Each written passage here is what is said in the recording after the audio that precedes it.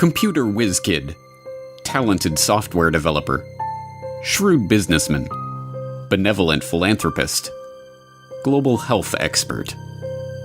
There can be no doubt that Bill Gates has worn many hats on his remarkable journey from his early life as the privileged son of a Seattle area power couple to his current status as one of the richest and most influential people on the planet. But as we have seen in our exploration of Gates' rise as unelected global health czar and population control advocate, the question of who Bill Gates really is no mere philosophical pursuit. Given that we are currently living through a crisis that has been predicted by Bill Gates, which is triggering a response from the global health organizations that the Bill and Melinda Gates Foundation has bankrolled, and driving us toward a vaccination and biometric ID solution which Bill Gates has been working on for years, the answer to the question, who is Bill Gates, is quickly becoming one of the most important questions of our lives. That answer will not only tell us about the world that we are living in, but about the one that we are being thrust into, and how we can avoid it. Today we will attempt to answer that question as we examine the motives, the ideology, and the connections of this man who has been so instrumental in shaping the post-coronavirus world. Meet Bill Gates. You're tuned into the Corporate Report. So who is Bill Gates?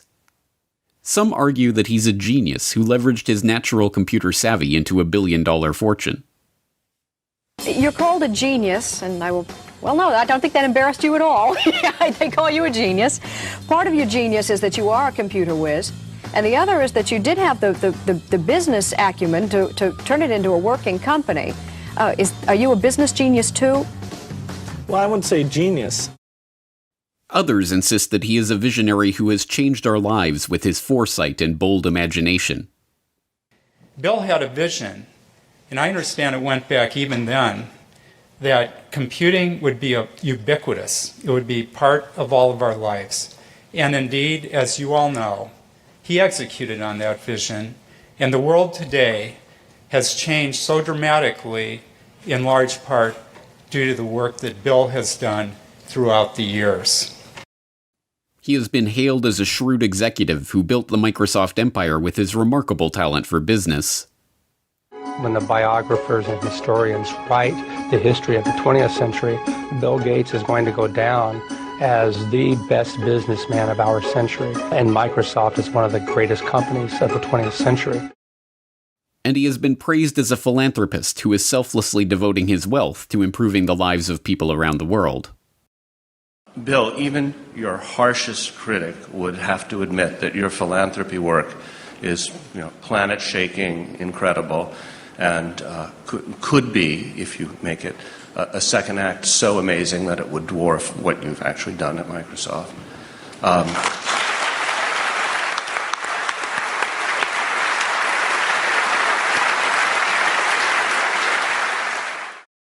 But, like anyone of his status, he has his detractors. In the 1990s, he was often portrayed as the greedy head of the evil Microsoft monopoly. Bill Gates isn't content with his Windows system running just a few PCs. He wants it to run the world, spreading like a computer virus into our faxes, our phones, our TV sets, and yes, even our toasters. But in the age of the coronavirus crisis, he is most often treated like some sort of epidemiologist or leading health researcher. Back here with us once again to talk about this, as well as testing, treatments, and more, Bill Gates, co-chair of the Bill and Melinda Gates Foundation. Bill, thanks so much for being back with us. It's been a little over a month since you were here, and at that time, you said the U.S. had not hit its peak. So at this point, do you think we have peaked, and where do you think we are right now in kind of the arc of the pandemic? But in truth, none of these perspectives are accurate. Microsoft's big break famously came from a deal to provide software for IBM as they moved into the personal computer market. But the deal was not the result of Gates' technical genius or amazing business acumen. As has been quietly admitted by IBM executives in the years since, Microsoft was given their shot at the chance to work with Big Blue as a result of Gates' mother's relationship with IBM CEO John Opel. You remember your partnership of IBM and Bill Gates. How did it break up? I do remember very well, actually. Bill Gates, at the beginning of our relationship with him, was living on pizza and Pepsi-Cola in Albuquerque, New Mexico. And his mother happened to be on the United Way board with our chairman and asked our chairman to help him. And, when the chairman comes in and tells you to go help this kid, 900 people get on the plane Monday morning and they all go down to try to help Bill Gates. So I don't see Bill Gates as this great creative person. I see him as an opportunist. And in fact, in those days, there was a lot of sharing of software code. People gave it away. In Silicon Valley, they would share everything. He came in and he tried to control everything and put a price on it. Computer historians have long known how the basis for what became MS-DOS was not Bill Gates' brilliant imagination, but QDOS, a quick and dirty operating system that had been thrown together by Tim Patterson, a worker at Seattle Computer Products, as a placeholder until he could sell the proper operating system to his customers. And as even Gates himself admitted, the breakthrough graphical user interface that became the basis for Windows was ripped off from the researchers at the Xerox Palo Alto Research Center. As Bill would say after Apple unsuccessfully sued Microsoft for copyright infringement over Windows GUI, "Hey, Steve, just because you broke into Xerox's house before I did and took the TV doesn't mean I can't go in later and take the stereo." And, as Gates also admits, it is not a spirit of selfless generosity that motivates his interest in vaccines and other lucrative health interventions. I'd like to talk to you about your approach to vaccinations. You wrote something recently, and like you always do, you kind of looked at the problem from a scientific and business perspective on things. You've invested $10 billion in vaccinations over the last 2 decades, and you figured out the return on investment for that, and it kind of stunned me. Can you walk us through the math? We see a phenomenal track record. It's been $100 billion overall that the world's put in. Our foundation is a bit more than $10 billion.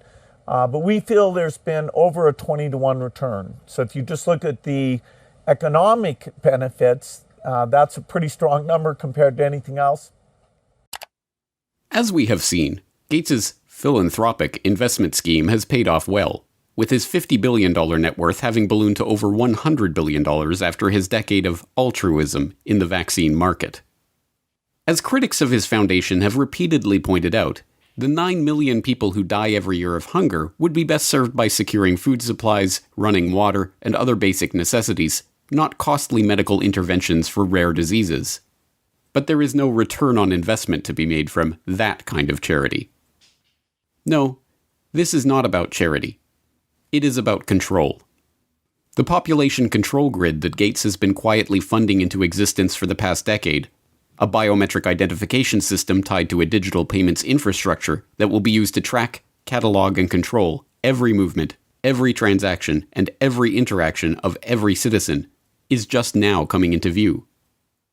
But the real question is, why is he doing this? What drives a man like Bill Gates, a man rich beyond the wildest dreams of avarice, to spend his time and invest his fortune in schemes to control the population? To find the answer to that question, we have to examine Gates's family background.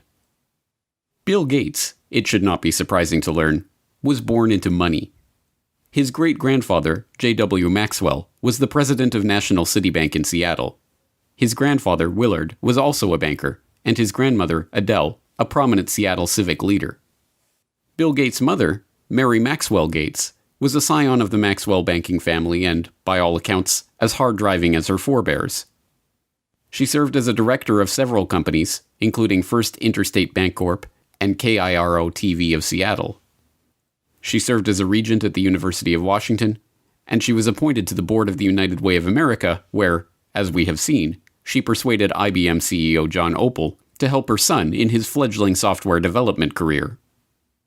Bill's father, William H. Gates Sr., was a prominent Seattle area lawyer. He co-founded a powerful law and lobbying firm, helped Howard Schultz in his bid to buy Starbucks, served on the boards of numerous companies and organizations, and, along the way, had a profound influence on his son's life and career.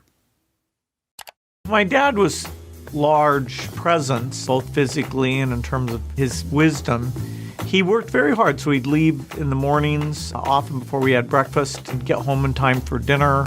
I always looked up to my dad in terms of how hard he worked. At the dinner table, my dad would go through various lawsuits and expect us to follow along. He had high expectations. The young Bill Gates, technically William H. Gates III, although his card-playing family dubbed him Trey, learned much from his parents. From his mother's banking family, he inherited a nose for the dollar, as one childhood friend's father called it. From his hard-driving, legal-minded father, he learned the value of legalizing business arrangements.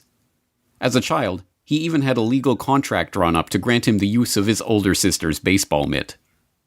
These traits would not earn him many friends, but they served him well as he began to bring order to the anarchic software development community of the 1970s.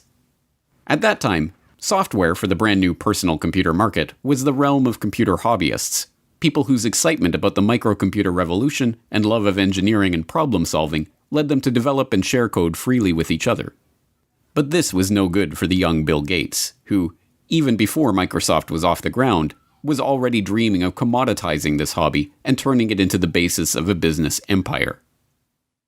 In 1976, with the ink still wet on Microsoft's first contract with Micro-Instrumentation and Telemetry Systems of Albuquerque, New Mexico, the then 21-year-old Gates wrote an open letter to hobbyists, excoriating the early computer enthusiasts who represented his main market for sharing Microsoft's code for Altair Basic.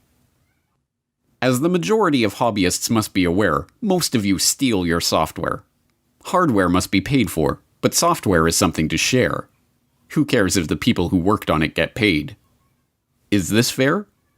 The royalty paid to us, the manual, the tape, and the overhead make it a break-even operation. One thing you do is prevent good software from being written. Who can afford to do professional work for nothing? What hobbyist can put 3 man-years into programming, finding all bugs, documenting his product, and distribute for free? The fact is, no one besides us has invested a lot of money in hobby software. We have written 6800 BASIC and are writing 8080 APL and 6800 APL, but there is very little incentive to make this software available to hobbyists. Most directly, the thing you do is theft. The letter was awkward and tone-deaf, as many people have described the young Bill Gates in his social interactions. It heaped vitriol on the very people who would be the customers of any future business, and tried to change an established culture of sharing software code merely by decree. Even Apple computers, which would go on to be one of the prime purveyors of walled garden systems that restrict users' ability to control their own computers, scored an easy marketing victory by responding to Gates' angry letter with a reminder that, yes, folks, Apple Basic is free. But the gauntlet was thrown down, and Gates would have his way.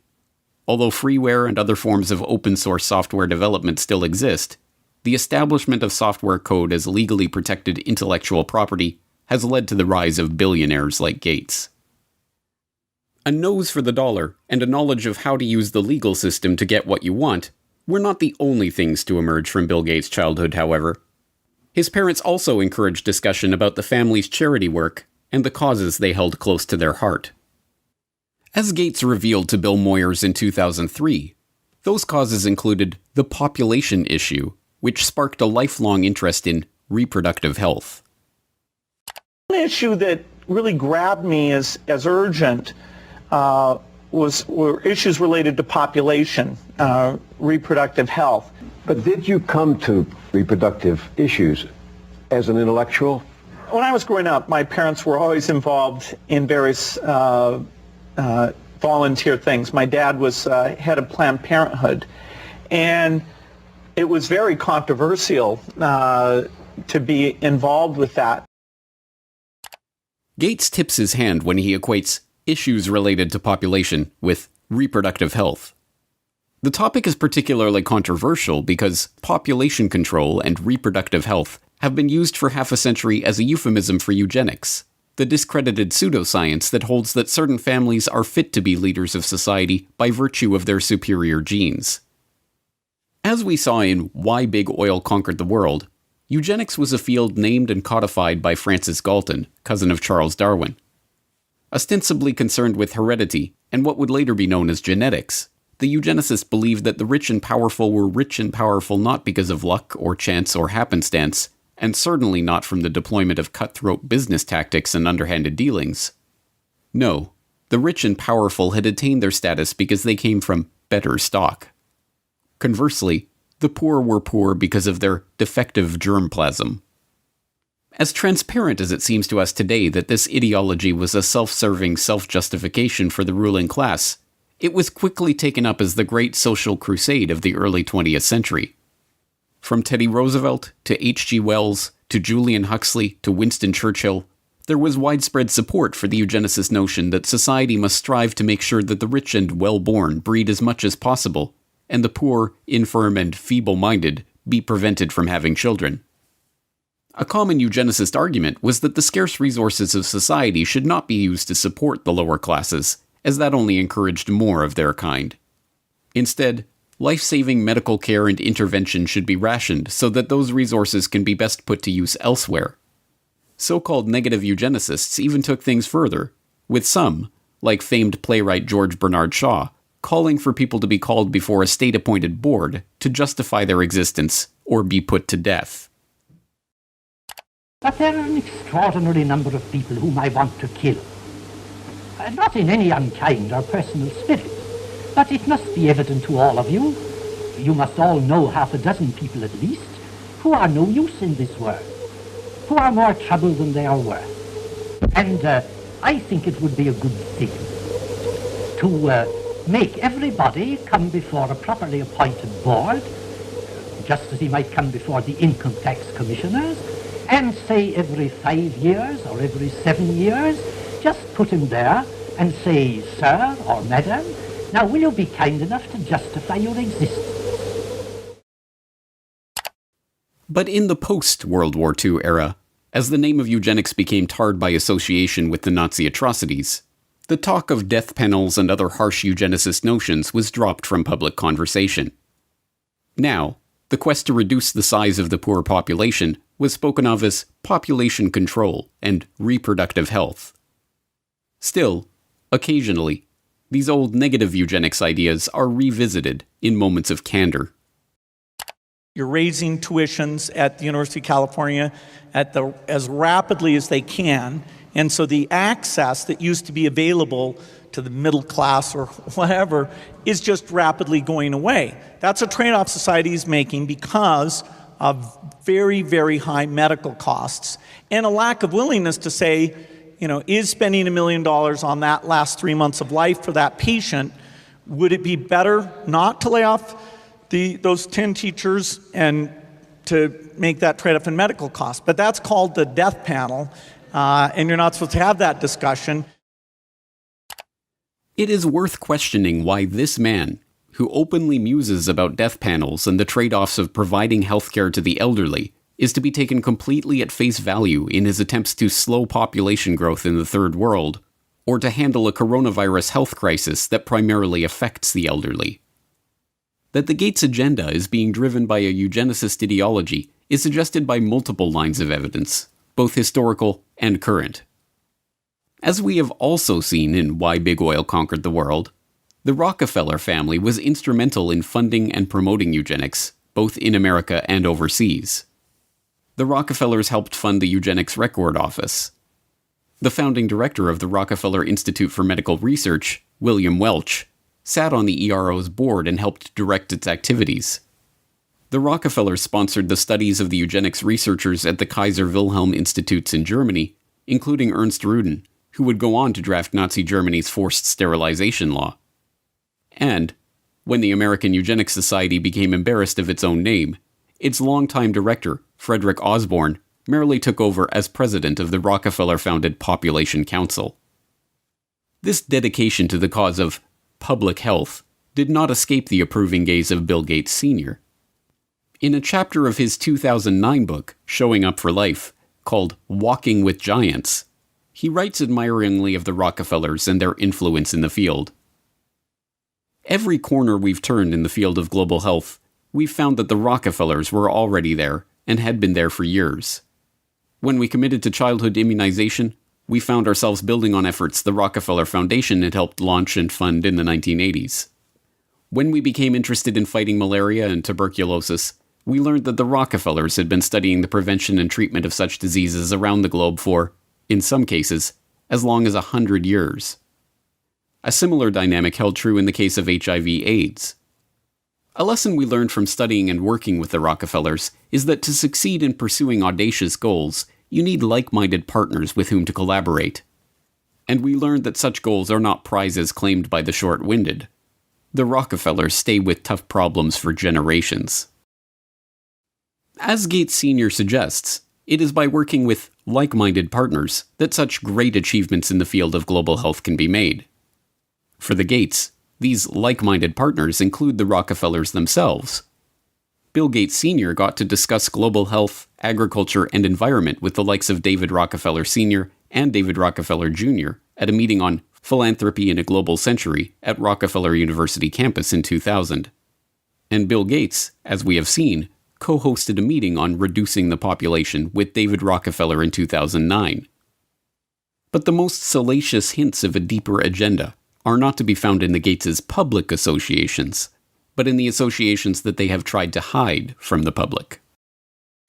Jeffrey Epstein may be dead, but this story isn't. A shocking new report from the New York Times sheds light on the connection between Microsoft founder Bill Gates and the late Jeffrey Epstein. After Gates' name came up in connection with Epstein and MIT Media Lab, Gates gave a statement to the Wall Street Journal where he insisted he did not have any business relationship or friendship with Epstein. But new reporting from the New York Times outlines numerous meetings between Gates and Epstein and a conversation with Bill and Melinda Gates' foundation, a connection between their foundation and JP Morgan to set up a charitable fund that would financially benefit Epstein. You know what I want to know? Why?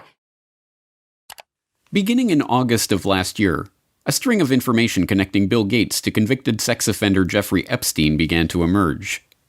Flight logs revealed that Gates had flown on Jeffrey Epstein's private jet. An email surfaced showing disgraced MIT Media Lab director Joy Ito, who resigned from his position after it was discovered that he had helped cover up Jeffrey Epstein's identity as an anonymous donor to the lab, informing his staff that a $2 million donation to the lab in 2014 was a gift from Bill Gates, directed by Jeffrey Epstein. As the story gained momentum, Gates tried to downplay the relationship, with a Gates spokesperson protesting that Gates didn't know it was Epstein's plane, and Gates himself insisting that, "I didn't have any business relationship or friendship with Epstein." This was immediately contradicted by the New York Times, who reported in October of 2012 that Gates had in fact met with Epstein on multiple occasions, even going so far as to discuss the creation of a multi-billion-dollar charitable fund with seed money from the Bill and Melinda Gates Foundation and JP Morgan Chase. According to the Times, Gates emailed his colleagues about Epstein in 2011. "His lifestyle is very different and kind of intriguing, although it would not work for me." Epstein's will even named Boris Nikolic, a Harvard-trained immunologist who served as the chief scientific advisor to both Microsoft and the Bill and Melinda Gates Foundation, and who appears in the sole publicly known photo of Epstein and Gates' 2011 meeting at Epstein's Manhattan mansion, as the backup executor of Epstein's estate. It is not difficult to see why Gates would try to distance himself from his relationship with a child sex trafficker. Epstein, after all, is suspected of ensnaring high-ranking politicians, businessmen, and even royalty in an intelligence-directed honeypot operation, recording them in the act of sexually abusing underage girls and using that evidence as blackmail. But, as it turns out, the attempt to suppress the Gates-Epstein story may have been an attempt to suppress the revelation of an altogether different shared interest. Sources say several accusers have come forward in New Mexico, where Epstein owns a sprawling ranch. According to a new report published in the New York Times, not verified by NBC News, Epstein wanted to use the ranch for controlled breeding, using his DNA to improve humanity. Citing 2 award-winning scientists and an advisor to large companies and wealthy individuals, the article reports Epstein surrounded himself with leading scientists and would tell them he wanted to have 20 women impregnated at a time on the ranch.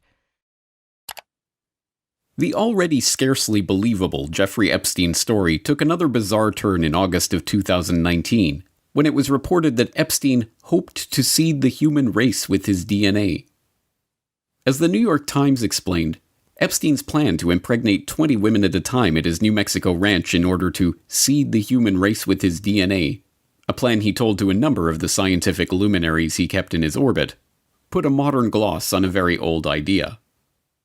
Mr. Epstein's vision reflected his long-standing fascination with what has become known as transhumanism, the science of improving the human population through technologies like genetic engineering and artificial intelligence.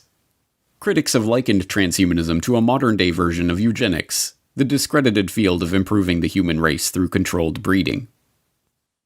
Epstein's interest in genetics led him to sponsor a number of scientists working in the field, including George Church, a Harvard geneticist whose lab received funding from Epstein's foundation from 2005 to 2007 for cutting-edge science. Church publicly apologized for his connection to Epstein, which included several meetings a year from 2014 onward. This was neither the first nor the last time that this unassuming Harvard biologist, whose cutting-edge science often strays into controversial areas, caused a public scandal. In 2019, Church proposed a genetics dating app, which was immediately denounced as applied eugenics. Church also acted as scientific advisor to Editas Medicine, a startup seeking to use the genome editing tool CRISPR-Cas9 to eliminate diseases by deleting the parts of a genetic code responsible for the illness. In 2015, the company announced it had raised $120 million from a group led by Epstein's appointed backup executor, Dr. Boris Nikolic. Naturally, that group of investors included Bill Gates. Yes, Bill Gates is certainly following his father's advice to collaborate with like-minded partners. So the question remains, is Bill Gates motivated by eugenics? Given that eugenics went underground over half a century ago, we are unlikely ever to unearth a frank admission along those lines from Gates himself. After all, there are no longer any card-carrying members of the American Eugenics Society.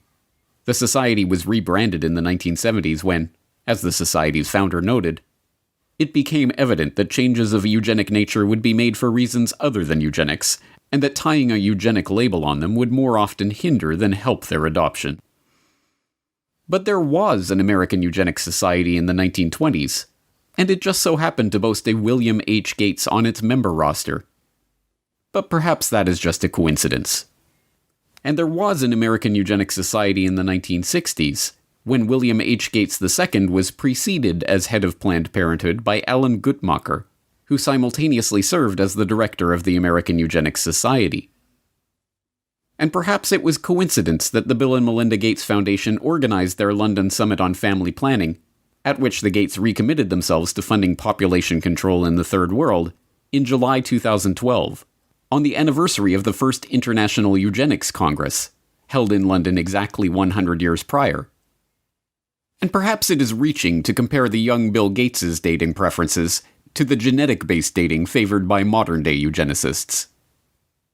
I interviewed several women who had dated Bill just briefly, and one told me the very first question Bill asked her was, "What did you score on your SAT test?"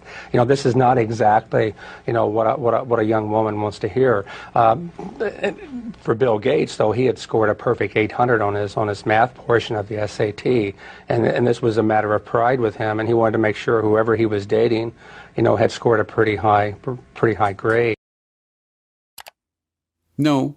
We cannot expect an answer about Bill Gates' true motives to come from Gates himself. By this point, the question of Bill Gates' intentions has been buried under the combined weight of hundreds of millions of dollars of paid PR spin. Like the Rockefellers before them, the Gates have long since learned the secret of enlarging their family fortune, not to mention their control over the human population, by donning the mask of philanthropy. There are many perspectives on Bill Gates. Depending on who you ask, he is a computer savant, a genius businessman, or a saintly philanthropist. But all of these perspectives have been brought to you through PR outlets founded or funded by the Bill and Melinda Gates Foundation. Bill Gates is no longer a subject for historians but hagiographers. Now we must confront the question of why this man is motivated to build such a web of control. Control over our public health agencies. And for all 193 member states, You must make vaccines a high priority in your health systems to ensure that all your children have access to existing vaccines now and to the new vaccines that have recently become available. Control over our identities. And the lack of an ID system is a problem, not just for the payment system, but also for voting and health and education and taxation. And so it's a wonderful thing to go in and create a broad identification system. Control over our transactions. Once financial flows go underground, where you have lots of legitimate transactions mixed in with the ones you want to track, and once they're going over a digital system that the U.S. has no connection to, it's far more difficult to find the transactions that you want to be aware of or that you want to block. And even control over our bodies. But we're going to have this intermediate period of opening up, and it won't be normal until we get an amazing vaccine to the entire world. We must confront the possibility that this quest for control comes not from a selfless spirit of generosity that never seemed to exist before he became a multi-billionaire, but from the same drive for money, the same desire for domination, and the same sense of superiority that motivated him on his way up the corporate ladder. But if the answer to the question, who is Bill Gates, is Bill Gates is a eugenicist, that tells us some important things about the world that we are living in. It tells us that Gates is deceiving the public into supporting his takeover of the world with a false front of philanthropy. It tells us that the goal of the Gates, like the goal of the Rockefellers before them, is not to improve the world for humankind, but to improve the world for their kind. And most importantly, it tells us that Bill Gates is no comic book supervillain, single-handedly directing all of the chaos that is unfolding in the world or single-handedly bringing his own order to that chaos. No, if Bill Gates is a eugenicist, driven by a belief in the superiority of himself and his fellow wealthy elitists, then what we are facing is not one man, or even one family, but an ideology. This is not a trivial point. One man, whatever his wealth, can be stopped easily enough. But even if Bill Gates were to be thrown in jail tomorrow, the agenda that has already been set in motion would continue without missing a beat. An entire infrastructure of researchers, labs, corporations, governmental agencies, and public health bodies exists, funded more often than not by Gates, but driven by the belief of all those millions of people working for these various entities that they are truly working in the best interest of the people. No, an ideology cannot be stopped by stopping one man. It can only be stopped when enough people learn the truth about this agenda and the world of total, pervasive control that is coming into view. If you have watched all 4 parts of this exploration on Bill Gates, then you are now one of the most informed people on the planet about the true nature of this agenda. You have seen how the takeover of public health has been used to railroad the world into a headlong rush toward mandatory vaccinations, biometric identification, and digital payments. You have seen how the pieces of this puzzle fit together, and how they represent a far greater threat to the future of humanity than any virus. Here is the good news. Armed with this information, you have the antidote to the scourge of this eugenicist ideology. The truth is that ideologies are viruses of the mind. They spread from person to person, infecting them with ideas that can lead to a disease of the body politic. But here is the even greater truth. Inoculations do work. Inoculations of truth against the lies of those spreading their poisonous ideology. If you have made it this far, it is incumbent on you to help inoculate those around you against the corrupt ideology of Bill Gates and all those who seek to control the population of the world. You must help to spread this information so that others have a chance to see the bigger picture and decide for themselves whether they are willing to roll up their sleeves and accept what is coming or not. But time is not on our side. Even as we speak, mass vaccination campaigns are being prepared. We are already building our plans to vaccinate the whole city of Chicago and working with others across the region on a major plan for this. We've bought syringes, we've bought cold boxes, we've planned out locations. Biometric identification schemes and immunity passports are already being rolled out. And so while we started with travel at our core, we're a biometric secure identity platform where it's always been about attaching your identity to your boarding pass at the airport, or your ticket to get into a sports stadium, or your credit card to buy a beer. And so now with the launch of Clear Health Pass, it's about attaching your identity to your COVID-related health insights for employers, for employees, for customers. Programs for tracking, tracing, and surveilling the entire population are already being beta tested. Today, we are launching another useful tool that can supplement the critical detective work we are conducting in public health. Alberta Trace Together is a voluntary, secure, mobile contact tracing application to help prevent the spread of COVID-19. And the digital payment infrastructure, the system of financial exclusion that will allow governments to turn off our access to the economy at will, is being put into place. In order to avoid the risk of transmission through physical handling of money, we encourage the use of cashless transactions, such as mobile money, M-Pesa and otherwise, and credit cards. People are using touchless payment systems much more than they're using cash, both because we're not interacting with people directly as much anymore, and also because cash is kind of skeezy. We must spread the word about the dark nature of this population control agenda to as many people as we can, before our ability to speak out against this agenda is taken away for good. Thanks to the likes of Bill Gates, the virus of this population control agenda is already here. It is threatening to crash the system as we've known it. But if Bill Gates has taught us anything, Applications like Word and Excel, PowerPoint. It's how to deal with a virus. It's time for a hard reset.